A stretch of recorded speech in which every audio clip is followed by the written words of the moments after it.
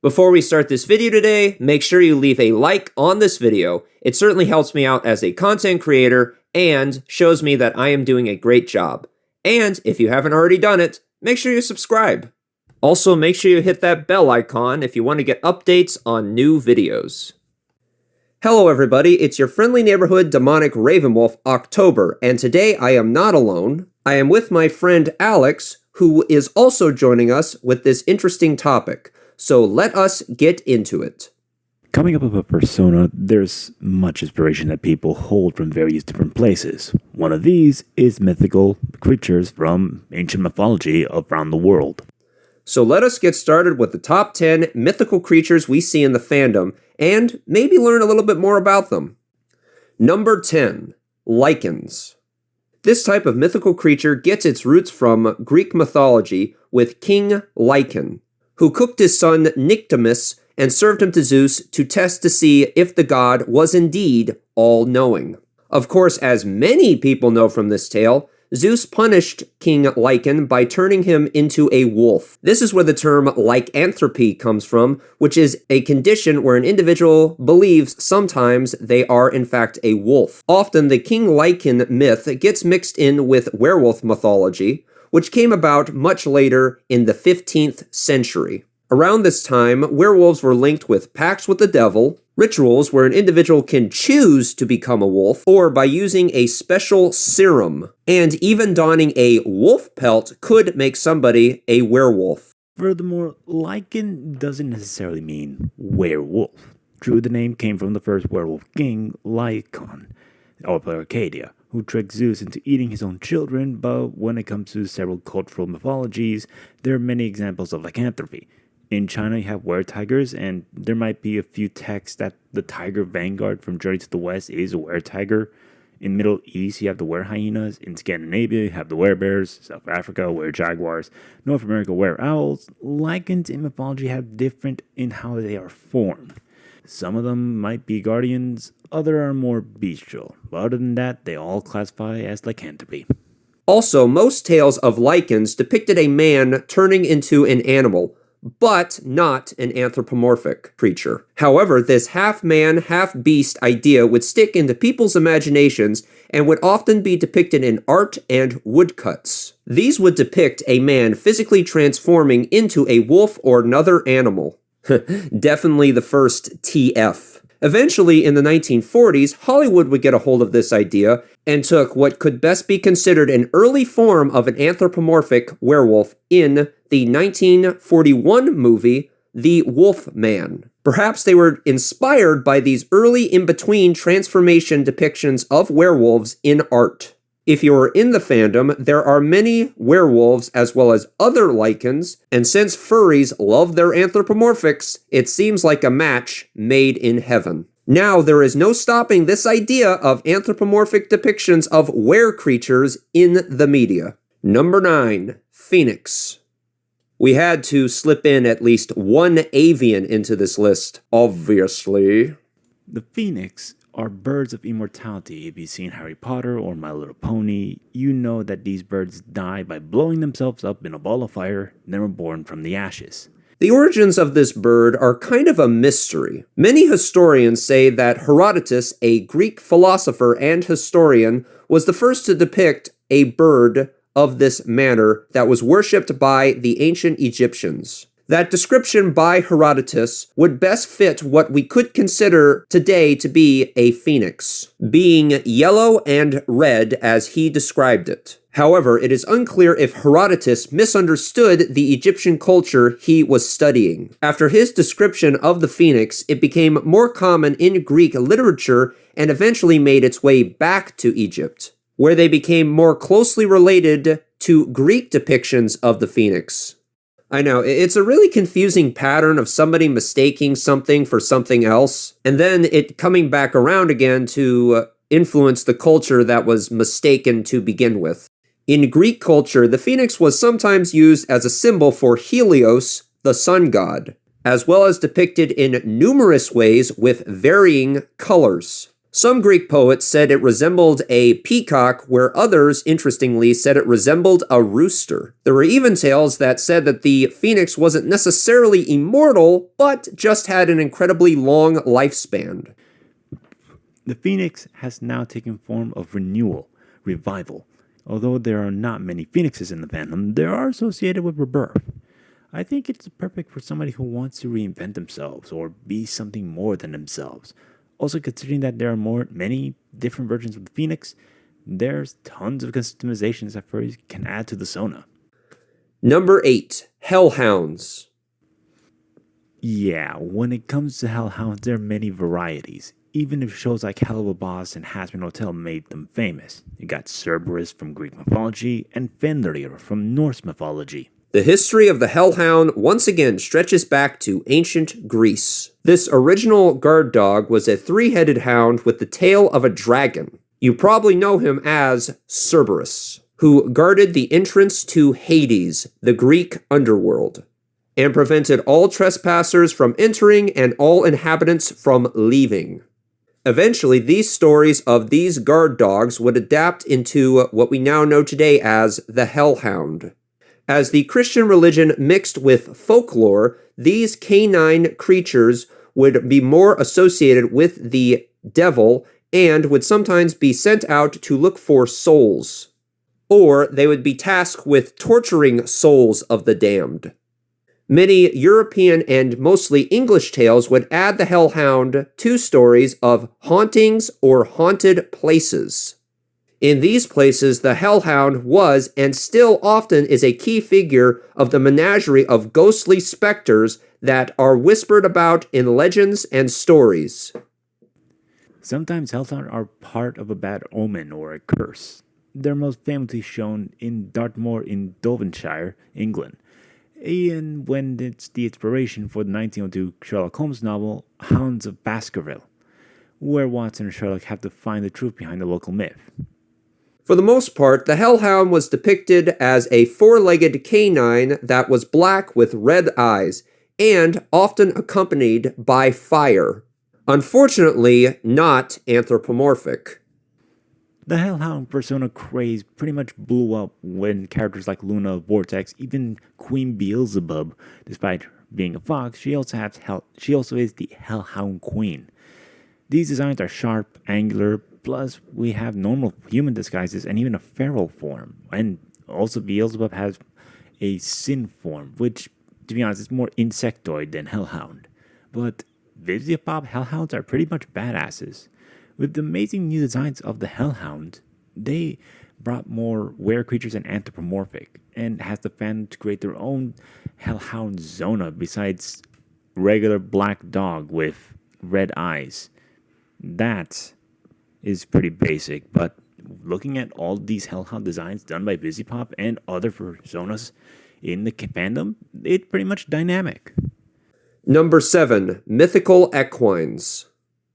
Mythical equines, such as unicorns and Pegasus, as well as a combination of the two, are often found throughout literature and fantasy, and sometimes symbolize purity and strength. Depictions of the unicorn can trace its roots back to the Indus Valley stamp seals, where a one-horned creature can be depicted, as well as in the statues from the region. However, this early depiction of the unicorn was not a one-horned horse, but was more bovine in shape, representing that of an ox. Eventually, these early depictions of unicorns would inspire a Greek poet known as Circes. This Greek depiction of unicorns was not often shown in Greek artwork, but it was used more commonly in Greek literature. This Greek depiction of the unicorn had similar characteristics to the Indus Valley unicorns, being that of a one-horned ox or a mixture of different herd animals. The unicorn would eventually adapt its more horse-like look when it made its way over to Europe. However, even then it was still mixed with other herd animals, such as the goat. In English and other European cultures, the unicorn was often an allegory for purity, as it was said that only a virgin could lure the unicorn. Most of the symbolization of the unicorn now is often used as a representation of a wild or free spirit of the woods or an ultimate symbol of purity. The stories of the Pegasus in Greek mythology and its creation are numerous. Some say it was simply a creation of Neptune, who is also the god of horses. Other stories have more complex notions of creation. One story says that the Pegasus was one of two beings created from the blood of Medusa mixed with the foam of the sea, where other stories say that the Pegasus sprouted from the wells of the waters of Pyrene. The Pegasus today, as well as in the past, is often depicted as a noble steed that a hero will ride. This actually comes from the Greek myth of the hero Bellerophon, who would ride Pegasus and fight mythical beasts. The alicorn, although often used today as a description for a winged unicorn, which was popularized by the show My Little Pony: Friendship is Magic, the phrase alicorn and its use to describe this particular being is relatively new. Originally, alicorn is just a name that was used for the unicorn horn itself. There were various claims of unicorn horns that were believed to have special properties in the Middle Ages. However, a majority of these stories come from people selling narwhal tusks and ivory, and then, in some cases, these types of horns were grounded up into a powder for medicinal purposes. It was also believed that the horn could dispel poison and purify water. Unfortunately, in these three mythical equines, you don't see much of an anthropomorphic shape at times. However, as time moves on, popular shows like My Little Pony, Friendship is Magic, we see more of them with emotional characteristics of these creatures in popular culture. Number 6, the Minotaur. The Minotaur in mythology is often depicted as a creature with the body of a man but the head of a bull. Although popular in fantasy stories as well as in role-playing games like D&D, the Minotaur was not originally a race of beings, but an individual who was a curse on King Minos of Crete, who wanted a strong heir to the throne. According to the myth, to achieve this, the god sent him a white bull so he could sacrifice it to the god Neptune. Having not done the sacrifice and betraying the trust of the gods, Neptune cursed Minos' wife, Pasiphae, to fall in love with the bull. And, well, the result was the Minotaur. In fact, the name Minotaur means the bull of Minos. Yeah, according to some documents of Greek mythology, the Minotaur had a name, Asterion. Also, for some reason, to a lot of furries, Minotaur are husband and wife materials for, well, free milk. As many people know the myth, King Minos would build a labyrinth to trap the Minotaur in and would make human sacrifices of tributes from different kingdoms and city-states. This would eventually all end when the Minotaur was slain by Theseus. As I have said before, the Minotaur is now used as a race of beings of half-human, half-bull-headed creatures that are quite common in fantasy stories, video games, TV shows, and movies. A Minotaur would work perfect in the furry fandom because it is just a bull head upon a human body.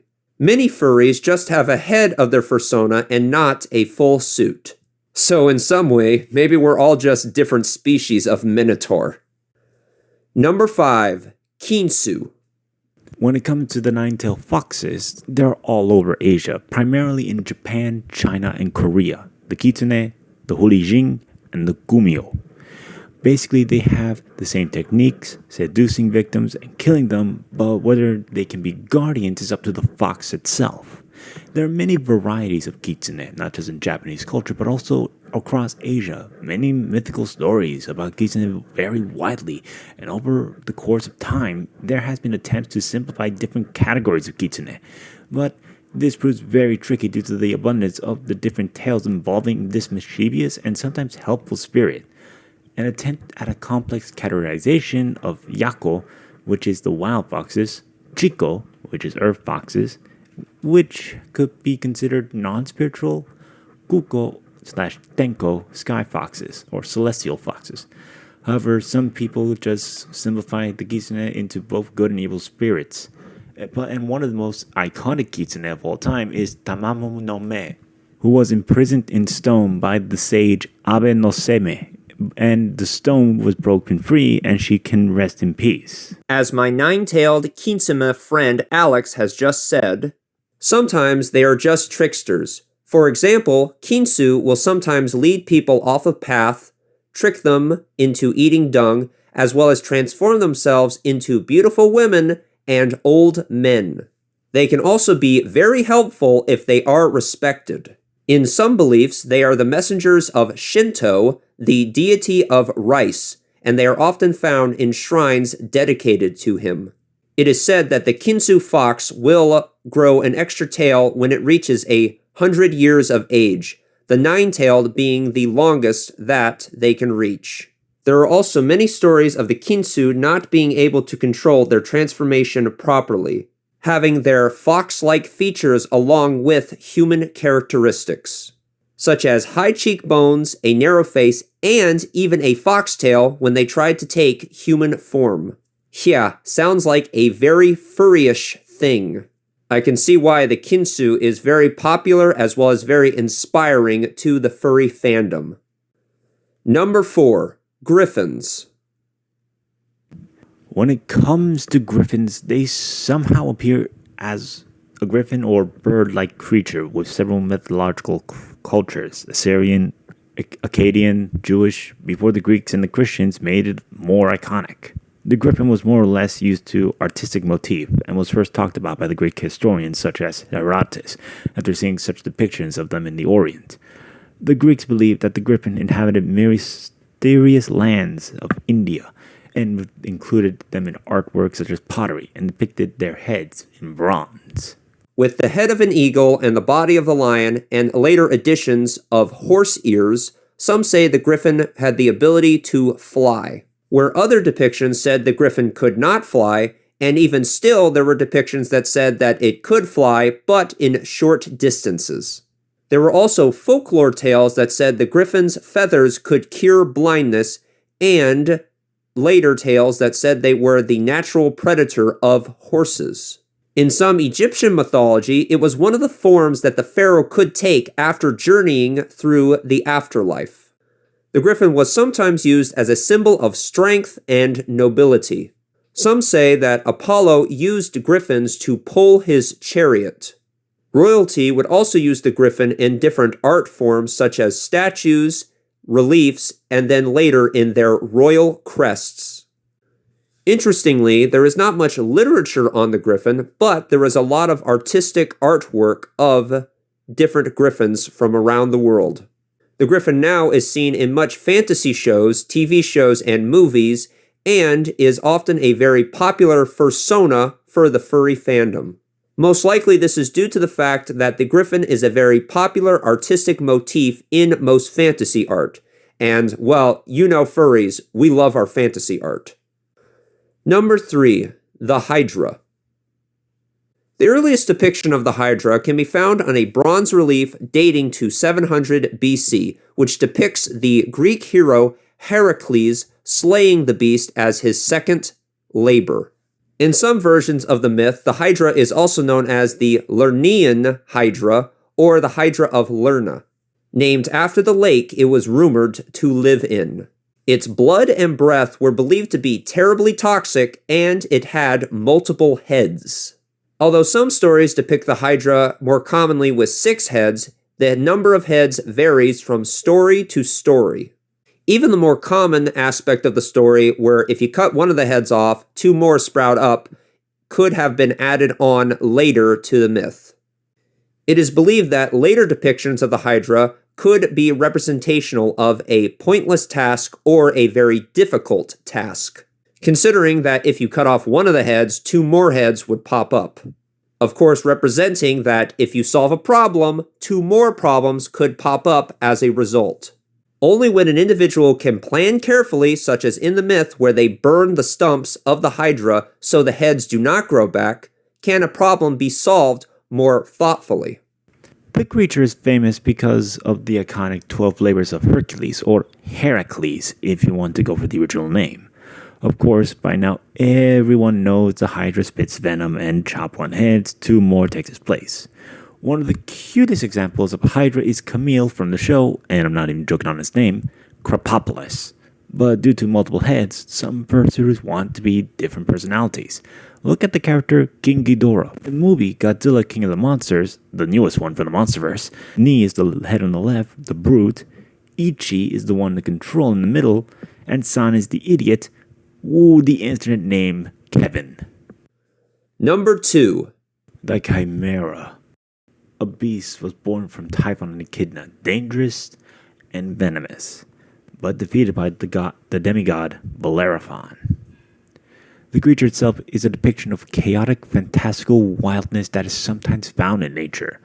In the furry fandom, that's pretty much considered hybrids and combinations of different animals, and we've seen that several times in the fandom. So, by default, every hybrid might be chimera-like in this subcategory? Maybe. Number 10. Dragons. Dragons are very abundant in their different types of culture.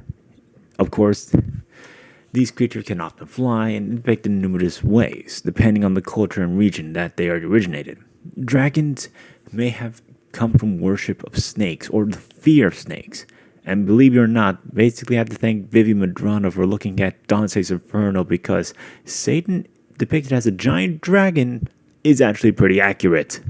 The earliest depictions of what could be considered a dragon come from Mesopotamia, with a creature known as the Muyu, which is depicted with the neck of a snake, the hind legs of a lion, and the forearms of a bird. In Babylonian mythology, there was another draconian-like creature known as the Emonia Elis, which was used often to symbolize great Babylonian kings of the region. It is believed that these early depictions of dragons in the Middle East may have led to the later depictions of the Leviathan as well as Hebrew texts of dragons. When the Persian Empire started to rise, dragon stories would shift from being monsters that had to be slain by a hero, which might have inspired later Greek heroes who fought dragon-like creatures, and then later inspired knights who would fight dragons in English culture. In Asia, interestingly, the dragon, instead of being a beast, it took the role of a wise and fierce spirit. In China, there were dragons that were godlike, such as Zhu Long, who believed to help create the heavens. Mostly dragons in China and Korea are associated with the rain or the water, as well as different seasons. There are even dragons who supposedly mated with humans to produce strong offspring, who will become emperors, leaders, such as Emperor Huangding. Legend states he was a descendant of a dragon. There are also similar tales of dragon ancestry in Korea associated with different kings. And in Japan, the dragon reptiles is pretty much similar to other parts of Asia, also being associated with water and seasons. However, in Japan, it's often the dragon can be summoned to give a ride to a warrior of enlightened individual. In fact, interestingly, in Vietnam today, there are still those who call themselves descendants of dragons. In Greek myths, and there are many, and I mean many stories of serpents that could be considered dragons, the most famous being Typhon, which was a flying serpent that could also breathe fire. Sounds pretty familiar, right? Were beasts that were either wild or being controlled by some malevolent force. Often, these creatures were slain by Greek heroes with the help from the gods.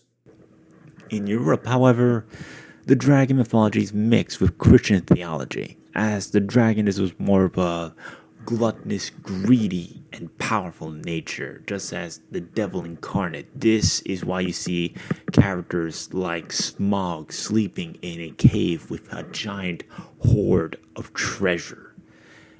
Like, this is where it gets iconic. That's where the iconic stories of knights fighting dragons and hoard of treasure comes from. It comes from Greek mythology and Middle Eastern stories, which are pretty much similar. Even Eventually, the dragon will become more humanized in stories, and the books of Grendel and other fantasy stories explain more. Now, in the fandom today, there are different types of dragons that are very popular. Interestingly, there is a whole species of dragons that was created specifically for the fandom that were called Dutch angel dragons.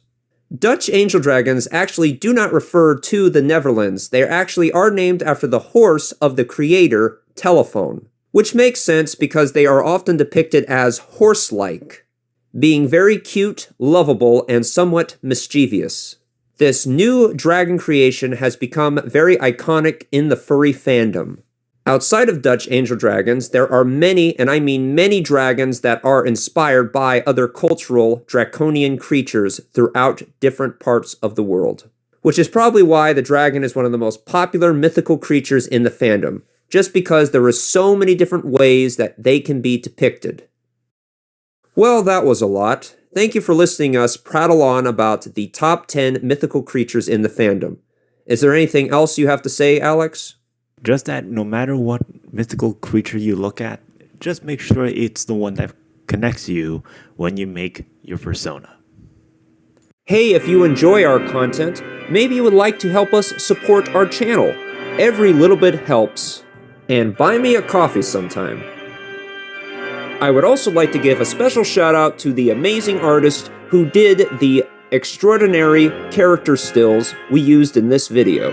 The ever-incredible Bleptarts. Definitely check out their artwork if you get the chance. Also, if you're interested in the flittering thoughts that go upon in my brain, consider following us on Blue Sky. And thank you once again for your support.